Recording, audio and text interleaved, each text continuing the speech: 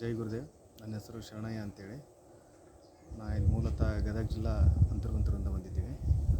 ನಾನು ಇಲ್ಲಿ ಫಸ್ಟಿಗೆ ಬಂದಿದ್ದು ಗಾಂಧಾರ ವಿದ್ಯೆ ಅದ್ರ ಬಗ್ಗೆ ತರಬೇತಿ ತೊಗೋಬೇಕಂತ ಬಂದಿದ್ವಿ.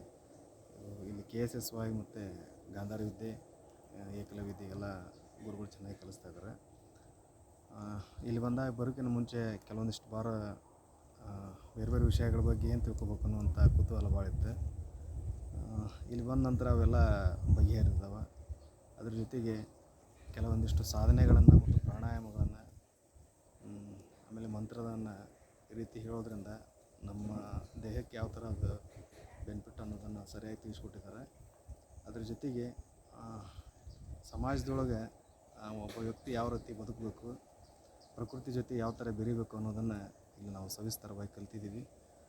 ಆಮೇಲೆ ಪ್ರತಿನಿತ್ಯ ನಾವು ಮಾತನಾಡ್ತಿರ್ತೀವಿ, ಆದರೆ ಒಂದು ದಿನ ಮೌನ ಎಷ್ಟು ನಮ್ಗೆ ಬೆನಿಫಿಟ್ ಅಂತ ತಂದು ಕೊಟ್ಟತ್ತೆ ಅನ್ನೋದನ್ನು ನಾವು ಈ ಶಿಬಿರ ಮುಖಾಂತರ ಎಲ್ಲ ಕಲ್ತ್ಕೊಂಡಿದ್ದೀವಿ.